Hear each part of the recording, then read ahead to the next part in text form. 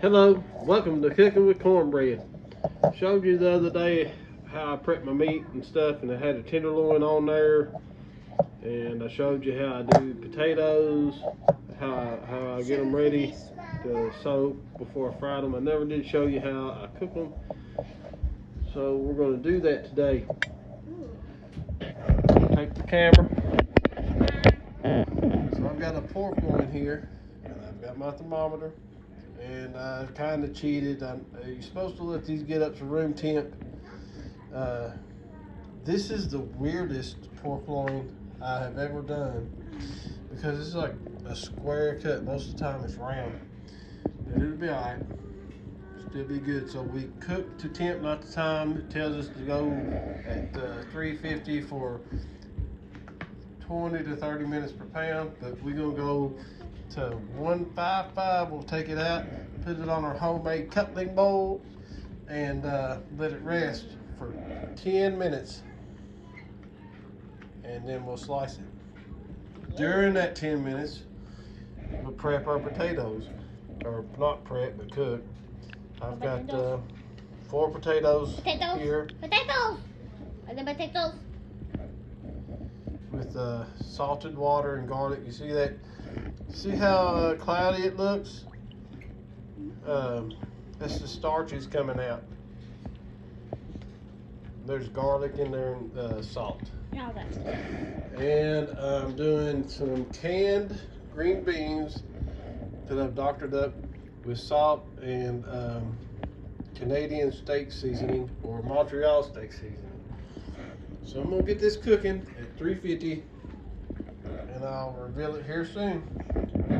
See you then. So as you can tell by the bubbles, I started to get a little warm, started to foam a little. That's how you can tell I can still put my hand on the side. It's not hot, but I knew this was getting a little too hot. I've had this in. I put my pork in. I've had it in for, I don't know, a little bit. But when I put my pork in, I put my potatoes on. And people can say you can overcook them, but at Thanksgiving, I mean, I know we overcooked the potatoes that I made, and they turned out, good. But I knew this was getting too hot, so I turned it down. I had it on medium. I put it on not medium low, but halfway in between medium low and medium. So the point is as you're cooking, just pay attention to your temp with everything else. This is still going to be fine. This one did not do that. Had this one up too high. When we boil these, I know these are going to be done when the meat's done, but if you want to check them, get you a fork and see, they're not that hot. Good. I don't have sensitive fingers either, but get you a fork and on the side of your thing. Don't reach in there like I did. Just use your fork. I don't have a fork on me. I'll show you. But you should. It's done when you can pass through this with ease. All right. I'll check in with you here in a little bit. Ignore my messy stove. I get in trouble for that all the time. And I guess that's pizza from lunch. Frozen pizza. And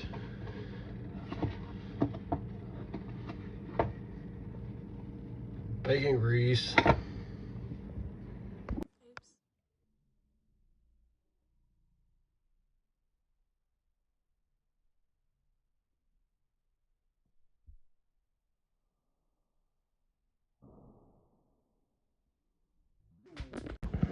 Alright, so I'm actually at, thought I was going to drop my mixer. I'm at 158. This is going to be really, really hot, so double your little oven mitt, mat, whatever. And we're gonna bring it out. Follow me. We're gonna let it rest. Look at how that looks good. It smells good, don't it, Kinley? It smells pretty good in here. Smelling good in this house. Smelling good in this house. In my house, I'm gonna turn that oven off and we'll leave that oven door on. All right, come here. Let's show them what we got going on. So I seen I was getting close, so I turned that up to about 6 on my oven or stove. Got it boiling. That's fixing to start to boil. We're just heating this up, really.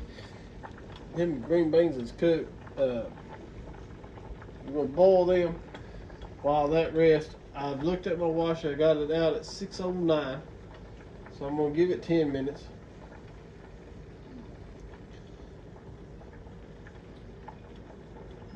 And we'll mix this up.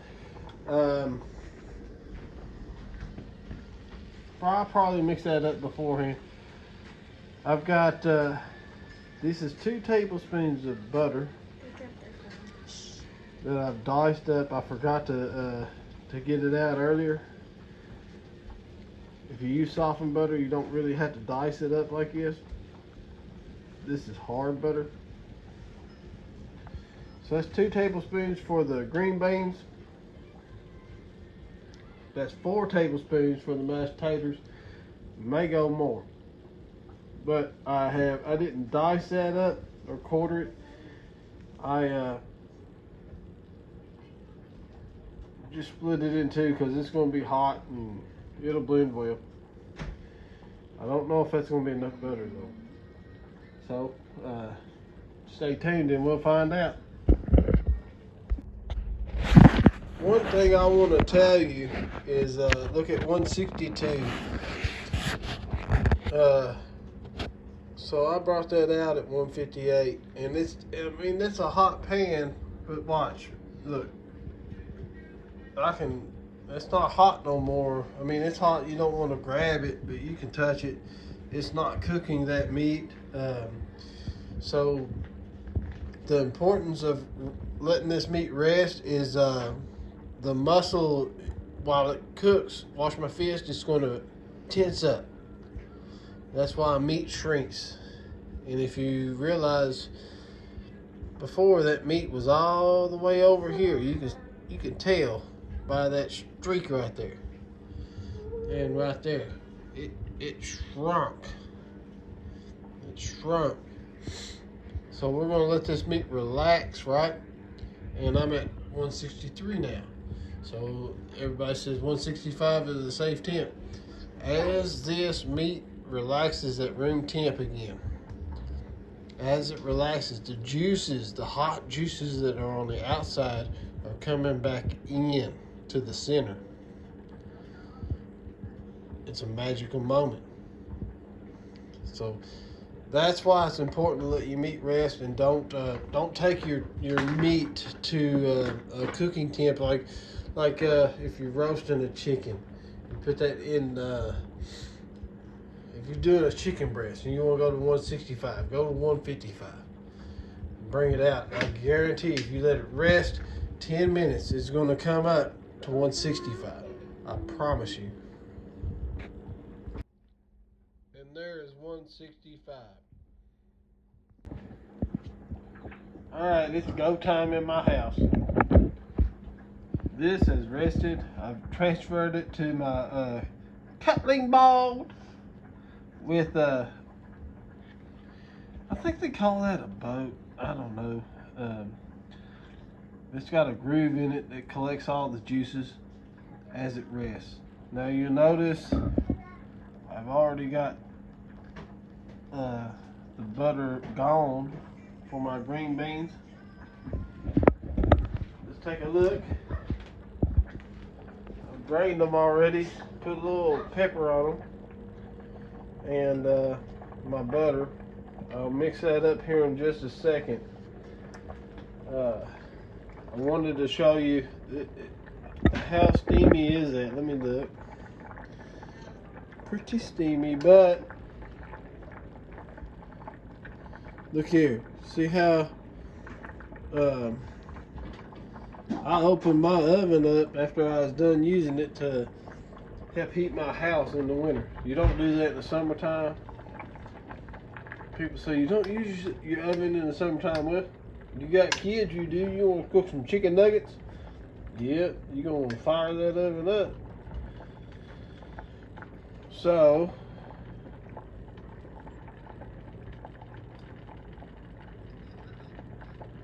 I got Mighty Mouse fingers here, so I just dropped it. Trying to show you. Oh, it's hot. But I pushed into that with no resistance. So that tells me that that is done. And you can see the garlic floating in there. So I will turn that off.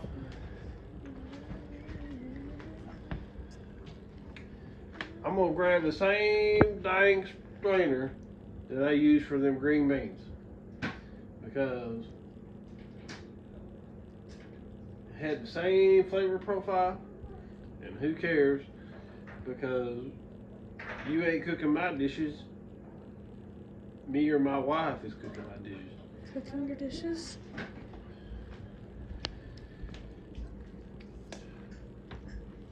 Hang on.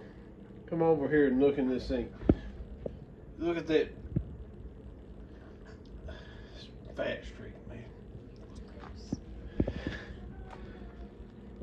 It looks good. It smells good in here. And I'm getting a steam bath.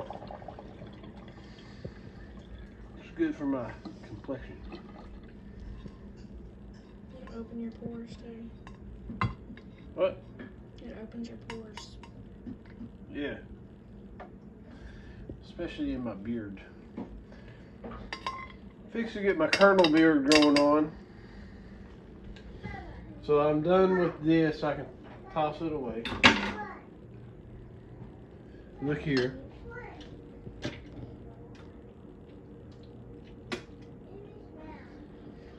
Had to spit my dip out. If you heard that. That's kind of why, yeah, you didn't need a visual of that. Because we're going to taste this. I've got salt in this. I've got salt in that. But we're going to taste it. We're going to put our butter that I've already cut up. And I didn't do as big a pot of potatoes as I did last time. I was like, oh, I ain't got enough butter. But I was thinking about the last pot I did. I done a real big pot of them. Not a real big, but pretty good size. But I've got enough butter for what I wanted to do here. So look here. Don't be afraid of getting your hands dirty, because that's what's going to happen. Because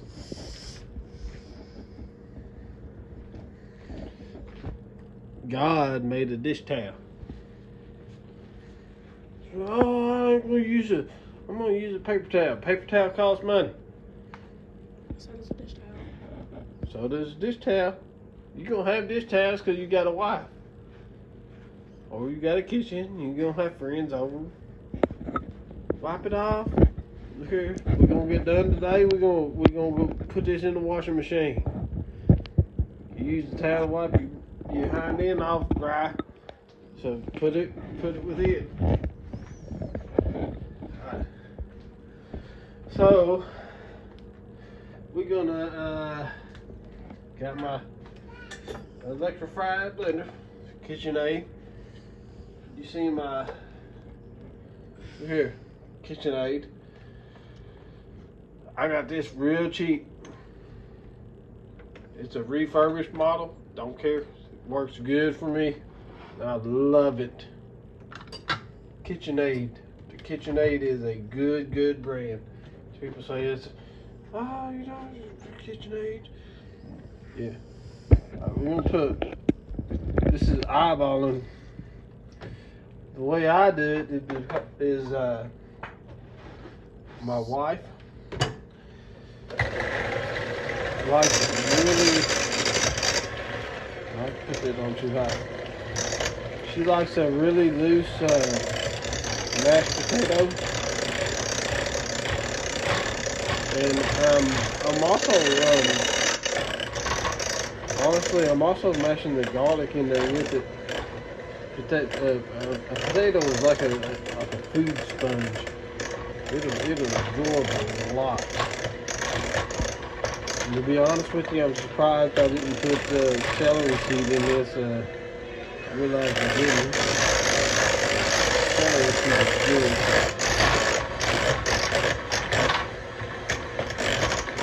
And I can tell she's not going to like it because I can see the peaks. So we're going to put a little more milk. If you want to do it real fancy, use heavy cream or whipping cream. Same thing. Same difference.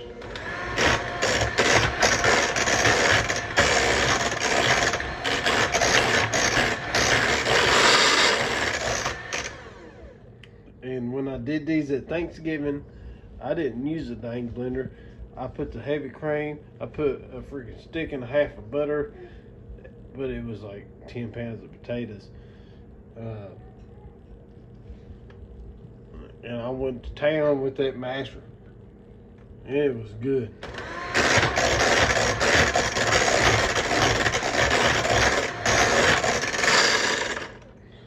I know those potatoes look good as far as mixing. So, look, there went my blender. That was on the counter though, not in the floor. They're gonna be hot. We're gonna taste.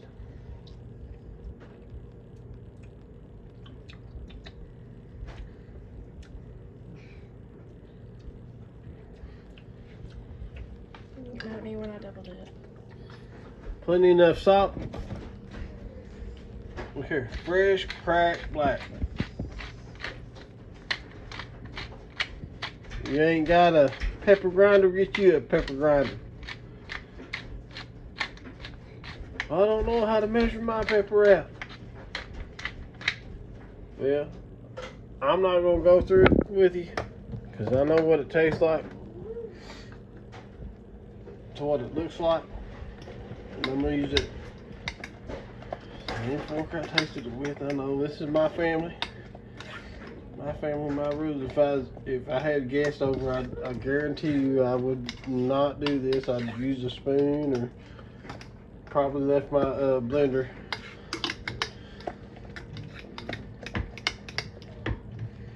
But you'll figure out how to taste it. Or get the pepper to taste. Okay, so let's scoot over to these.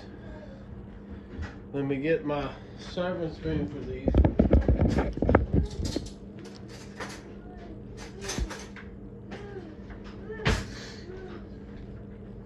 Because of all that butter I put in there, I'm going to use a slotted spoon because you don't want to put a lot of butter on your plate. I'm going to use a slotted spoon for my green beans. Honestly, most of the time I use too much butter, and I think I've done pretty good this time. So, a solid spoon for my potatoes. So we're going to toss these a little bit because I used salted water, and I put the mozzarella steak seasoning in it, and it has salt and garlic and stuff. You're going to take one. You're going to kind of chew on it. I need some help. What kind of help? A little salt help. Again, please do not tell my doctor about this salt help. And maybe my doctor has subscribed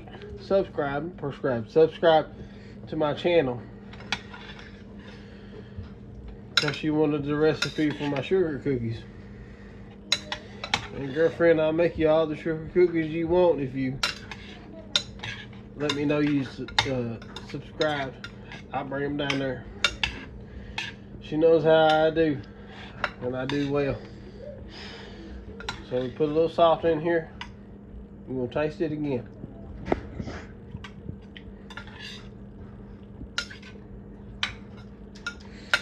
And you better make sure your mama or your grandmama is around when you do that. So the key is to add a little salt, little salt.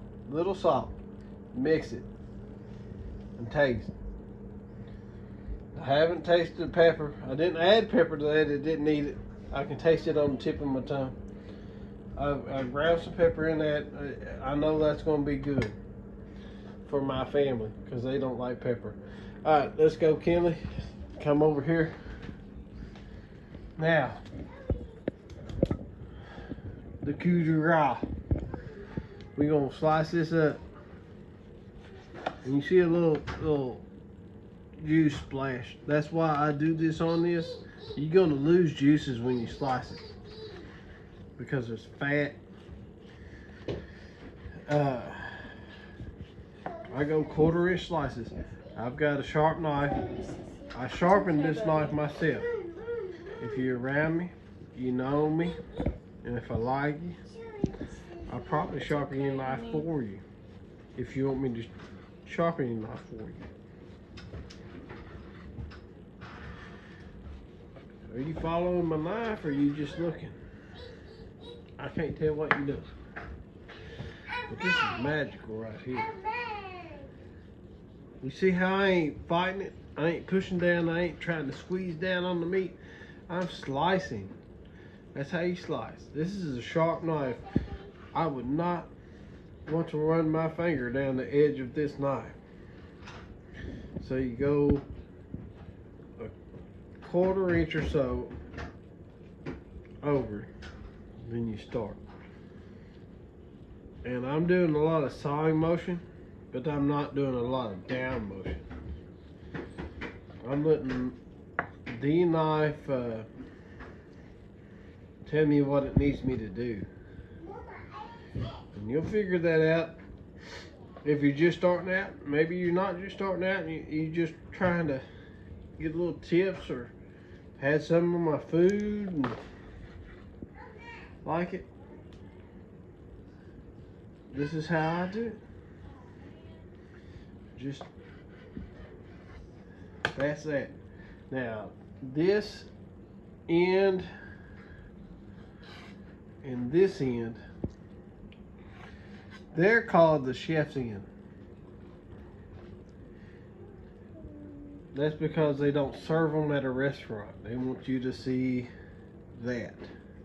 Don't that look pretty?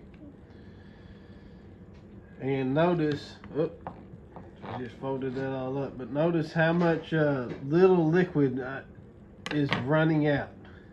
If you cook meat and cut it too soon and juices run out, oh my God.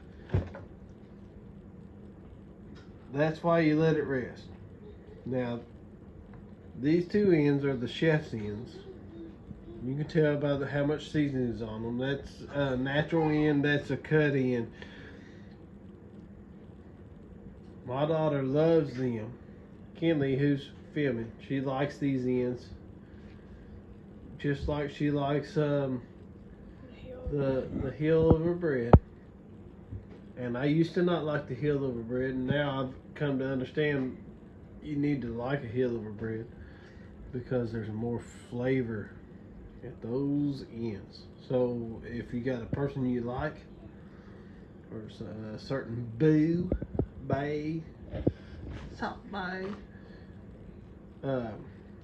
let them have it. So that's my family's meal. Come on, me, please. From end to end. I did one. Honestly, I did one last week, and I got mad over the Colts losing and messed up my meat, and it still tasted fine. I ate it the next day.